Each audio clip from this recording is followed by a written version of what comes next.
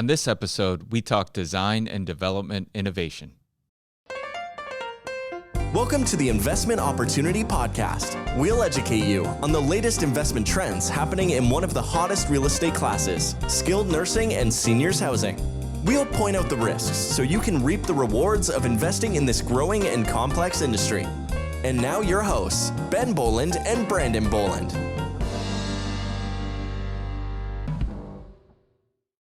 Welcome to episode 7 of the Investment Opportunity Podcast presented by Senwell Senior Investment Advisors. We are your hosts. I'm Brandon Bohland, and I'm sitting beside Ben Bohland today, and the better looking one. For those of you who are watching on video, you can see if that's a true statement or not. But for those of you who are listening to the show, I will leave that to you to struggle with that comment. But Senwell, let's get back to the show here. Senwell is a skilled nursing and seniors housing mergers and acquisitions firm. And with us on the show today, we are so happy to have Laurie Schultz. Laurie is the principal at Avenue Development. And Avenue is a full-service real estate development and advisory group focused on innovative solutions for wellness-centered healthcare and senior living properties. Laurie, welcome to the show. Good morning. Thank you, Brandon and Ben. I appreciate the invite. Excited to talk to you today. Yeah, we're excited to have you. Could you actually tell us, if we could, to start the show, a little bit more about yourself and Avenue and what you're doing over there? Happy to. As you said, we are a full service real estate development and advisory firm. We're really a lot more than just development. I think that plays a lot into some of the trends that we're going to be talking about today.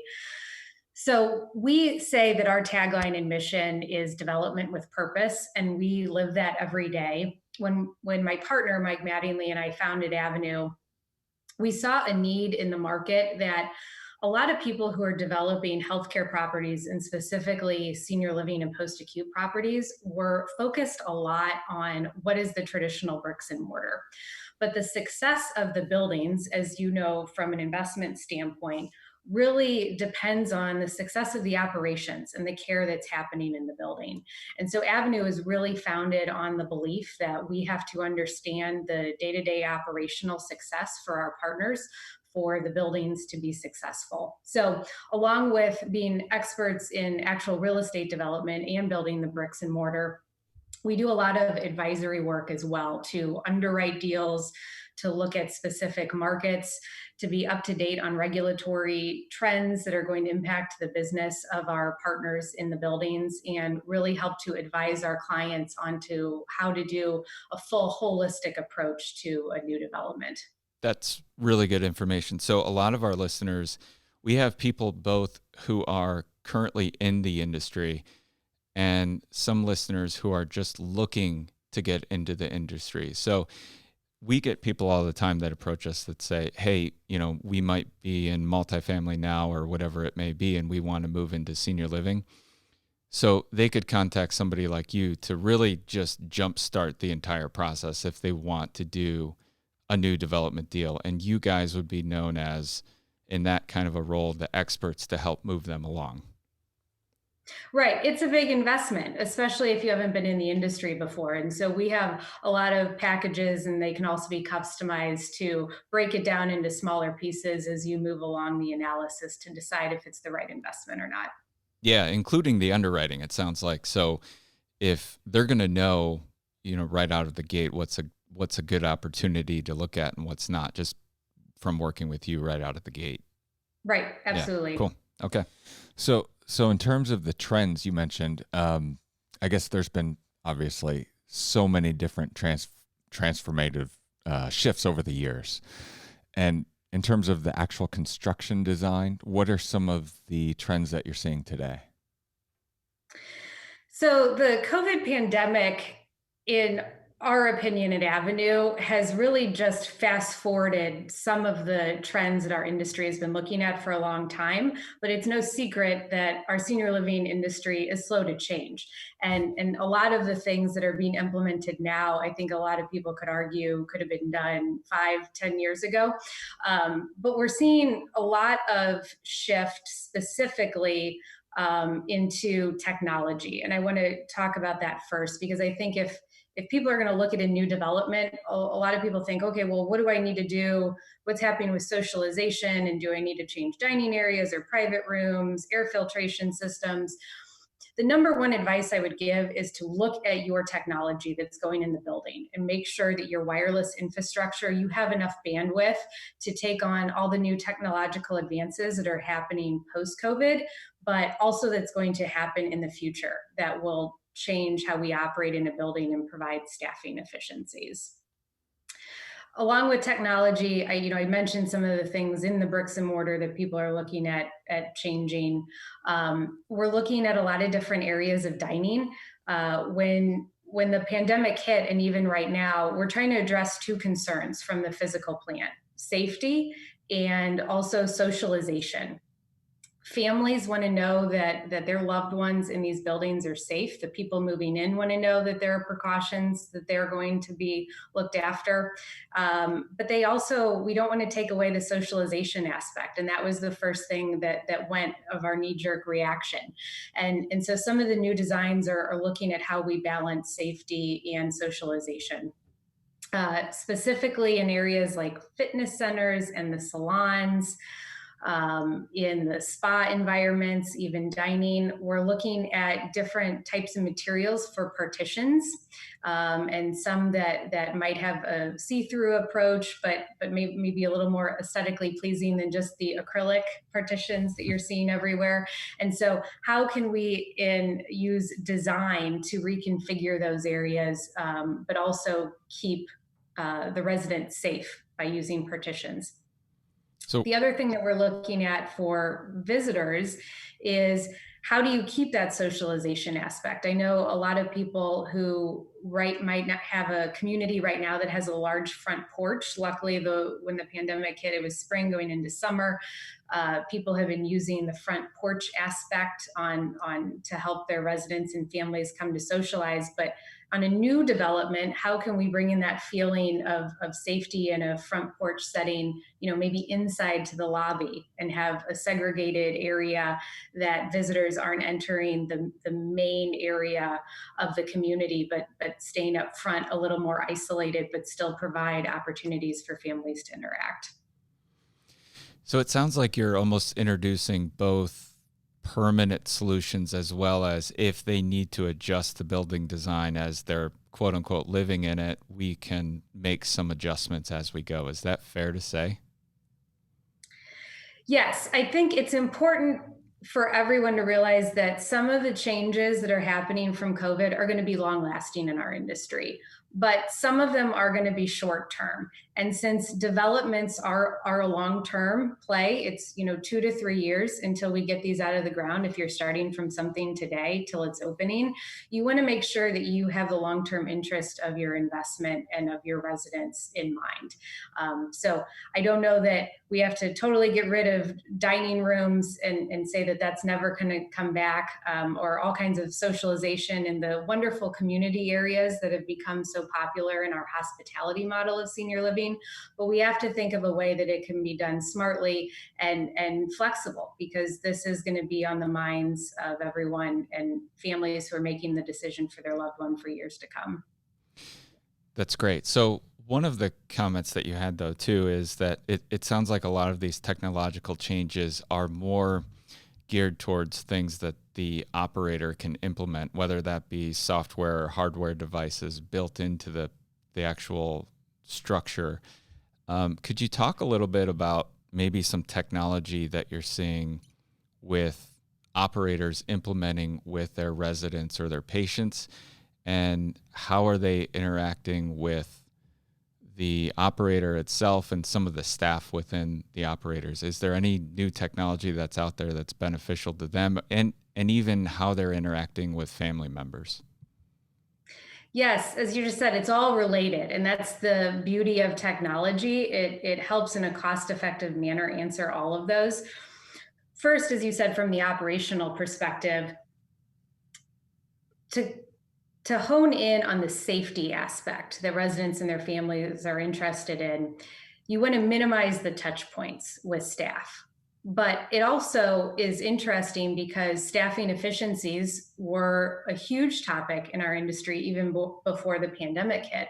So some of the technologies that are really important for addressing this are remote patient monitoring.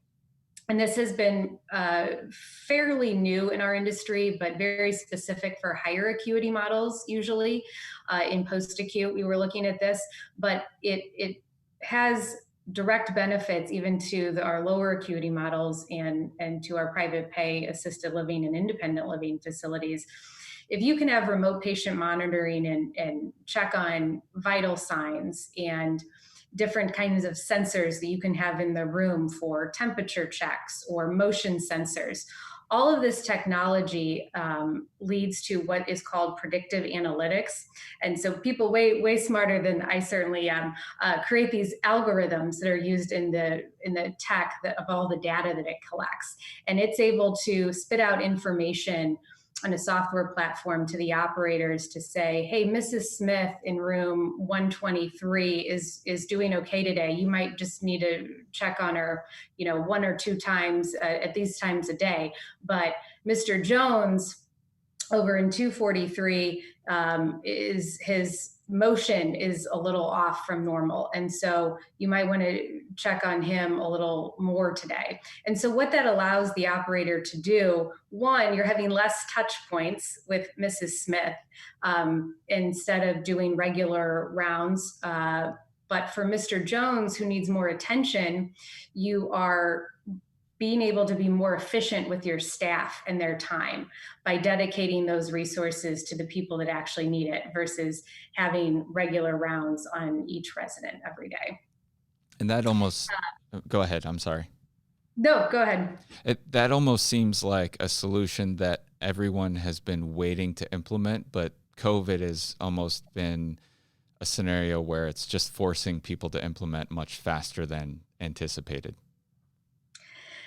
Absolutely. And we have been talking about these technology changes for the past 2 years and looking at it in our new developments, but you're absolutely right. It's become from a nice to have to a need to have. Yeah. And the socialization aspect too. A lot of this technology that is being put in the resident rooms or even in community areas, most of it are just from the resident standpoint screens, right? Unless you're talking about the sensors. But if you're adding more video screens, those can be smart TVs, you can use tablets. And so all of those interfaces are able to use from a socialization aspect, not only to communicate with staff, but also family members. And some of our partners are using it as a way to create community engagement. So instead of having a get together in the dining room, you might be able to live stream movie night or do other activities virtually, even though everyone's not gathered in the short term, at least in one room. And a lot of these changes though too seem like they could be, and I do want to touch on this a little bit about maybe the difference between implementing technology in a new development project versus an existing maybe a renovation that somebody's going through. And, it just seems like a lot of this technology could be implemented wirelessly now, today. So a lot of these changes that you're talking about seems like you could take any existing skilled nursing facility, assisted living facility, independent living, and implement a lot of this technology. But what are some things that people could think about with their existing assets versus some things that they may not be able to do where they could accomplish through a new development project? I think you're right. Most of it is wireless technology. The gating factor to determine if you can do it in an existing building or a new development is really the bandwidth that you have coming into your facility. So that's why I said my number one advice when looking at a new development is to make sure you have fiber going to your building, that you're going to have enough bandwidth. So seeing what is available on your existing project and to make sure that you're not taking away from bandwidth you have for your electronic medical records or other vital things that you need at your community for the new technology would be important. From a safety and socialization aspect on renovations, there's a lot of things that operators can do now that are inexpensive. We're working with several different architects who have some really unique ideas on how to package some of these renovations by cost. So if you have it in the budget for a large CapEx project, you can do these things with your building. If you only have a small budget, but still want to react to what is happening post-COVID and make your residents feel safer, you can do things in this bucket. It's really interesting, and a lot of this technology, again, has been around. We just haven't had a catalyst to implement it. But things like touchless fixtures, right? Like water faucets and toilet sensors, like that technology has existed, but that is pretty inexpensive to buy and renovate the building. There's film that you can put on door handles and other high-touch surfaces. That's a microbial film that can be cleaned 50 to 60 times before it has to be changed. That's pretty inexpensive. Things like doing voice-activated sensors in elevators. And then you kind of move up higher into the cost. I think just like when all of us are going to a doctor's office now or other facilities, people are doing these temperature checks now, right? To make sure that there's no fever. Well, a lot of times to renovate a lobby or an existing entryway is not that expensive to have stations set up to do temperature checks, to do hand sanitizing, even foot sanitizing stations.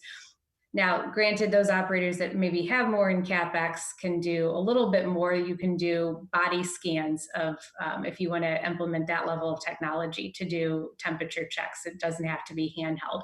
But there's a lot of things that you can do to make people feel safe right when they come in that lobby entryway of the building. Yeah, so obviously with all this technology, it can add up. Some of these things might be inexpensive, and you can, even if they are quite costly, you can save through staffing or however the technology can replace it. But overall costs and construction costs, where do you see it now? Where do you see it going? And then with the current projects that are currently out there, do you see any supply chain issues that have come up just through the COVID outbreak? I really think implementing some of the technology on the cost of a new build is fairly minor.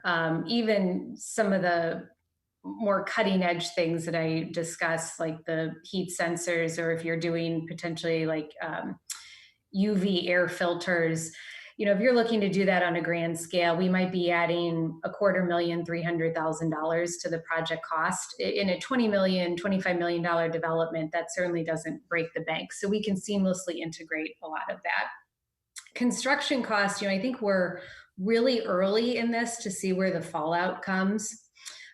We are on the short term seeing construction costs come down, and I think the suppliers and subs are having a knee-jerk reaction to a lot of the projects that have been put on hold, specifically a lot that was happening in the leisure and hospitality industry. So for the short term this summer or fall projects that we're going to start, we are seeing a slight pullback. My question really is more for the midterm, things that are going to start next spring, where we go with that. The supply chain right now, everything that is coming from China, if you're doing a larger project that needs structural steel, we're starting to see that open up a little bit.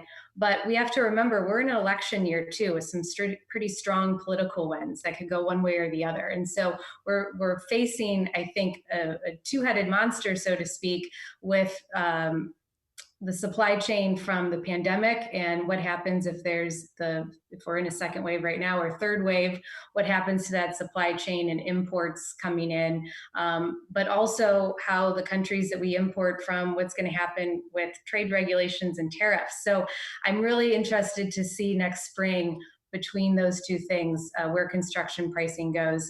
I also am keeping an eye on the labor market. Again, right now we're seeing a pullback, but construction hasn't stopped. In most states, they consider construction an essential business, which is wonderful. But there's been a lot of onus put on general contractors and the subcontractors to make sure their employees are safe.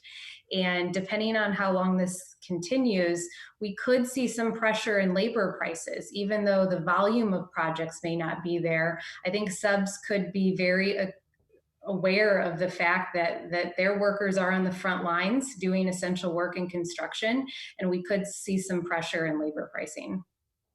That's a good point. So have you, I would imagine being in the development business, you pay attention to construction starts. Have you paid any attention to other industries and what their construction starts look like versus our industry right now?